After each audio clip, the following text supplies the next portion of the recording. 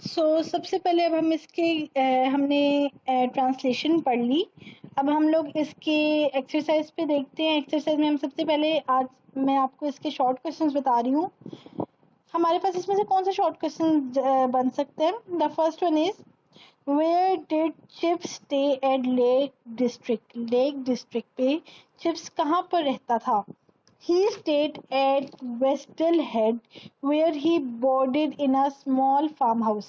वेस्टल हेड पे एक छोटा सा फार्म हाउस था जहां पर मिस्टर चिप्स रहते थे at Lake District. Okay.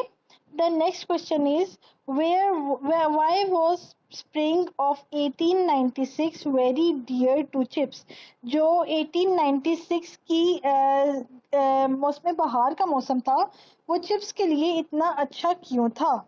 The spring of 1896 was very dear to him because it was the same year that he met Catherine Bridges when he was 48.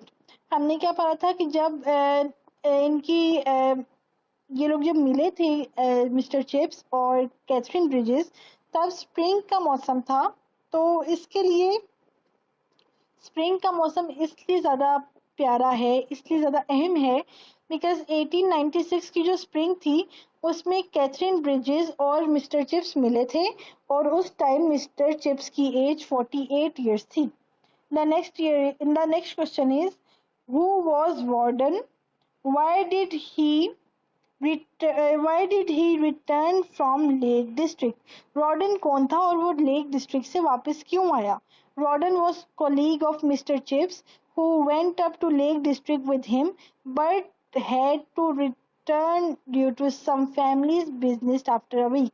Warden जो है वो Mr. Chips का एक colleague था, एक दोस्त था और वो लोग लेक डिस्ट्रिक्ट पे उसके साथ वो रहते थे बट फैमिली बिजनेस की प्रॉब्लम्स जो थी उसकी वजह से और फैमिली बिजनेस की वजह से रॉडन को एक हफ्ते के अंदर ही वापस आना पड़ा।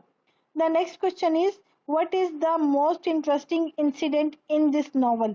इस नॉवल के अंदर सबसे ज़्यादा इंटरेस्टिंग सबसे ज़्यादा अच्छा इंसिडेंट कौन सा था। The accidental meeting between the Chips and Katherine Bridges is the most interesting in my opinion. मेरे ख्याल में जो मिस्टर चिप्स और कैथरीन ब्रिजेस की जो एकदम से एक्सीडेंटल मीटिंग थी, एकदम से किस तरह से वो मिले, वो इसमें सबसे ज़्यादा इंटरेस्टिंग हमारा इंसिडेंट है। This meeting proved to be a turning point in a novel which changed the life of Chips. इस नॉवल में ये एक ऐसा इंसिडेंट है जिसमें इसके बाद ये नॉवल का एक रुख बदल गया। ये मीटिंग प्रूव करती है कि मिस्टर चिप्स की लाइफ का ये एक ऐसा टर्निंग पॉइंट था जहाँ से मिस्टर चिप्स की एक new. So what is the next question? When and where Catherine and Chips get married. इनकी शादी कहाँ पे हुई थी? They got married from the house of her aunt in Ealing, London, a week before the beginning of the autumn term in 1896. 1896 में autumn खिज़ां के season जो था, खिज़ां का जो इनका ऑटम टर्म होता है वो स्टार्ट होने से पहले एक हफ्ता पहले इनकी लंदन में शादी हुई थी। इनकी एक आंटी के घर पे इनकी शादी हुई ईलिंग में, लंदन में।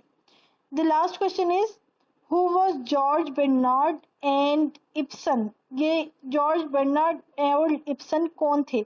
दे were modern writers. George Bernard Shaw was an English play writer who voiced radical and revolutionary ideas in late 19th and early 20th century. Ibsen was a Norwegian playwright who wrote tragedy about ordinary people and gave revolutionary ideas about the human rights. ये दोनों कौन थे? ये दोनों एक English writers थे। जो George Bernard था इसने 19th सेंचुरी में और 20th सेंचुरी में रेवोल्यूशनरी आइडियाज़ दिए थे, तब्दीली के आइडियाज़ दिए थे। और जो इब्सन था, इब्सन हमारे पास एक ऐसा राइटर था जो हमारे पास एक ट्रेजेडी मतलब कि जो डिफरेंट हमारे साथ वाक़यात होते हैं, आम लोगों के साथ जो वाक़यात होते हैं उसके बारे में इसने आइडियाज़ दिए थे और ह्यूमन राइट्स के बारे में बताया था। सो these are the 6 important short questions from the chapter number 4. इसके अलावा भी कोई बन सकते हैं, बट ये मैंने आपको सिर्फ इम्पॉर्टेंट क्वेश्चंस बताए हैं। Now let move towards the MCQs. MCQs तो मैं आपको साथ साथ बताती जाती हूँ। सिनोनिम्स मैंने आपको स्टार्टिंग में भी बताया कि हम पूरे चैप्टर में जो भी हम लोग सिनोनिम्स पढ़ते हैं उसमें से कोई भी आ सकता है। मैं इसमें से कुछ इंपॉर्टेंट बता रही हूँ। First one is they walked and climbed for a week.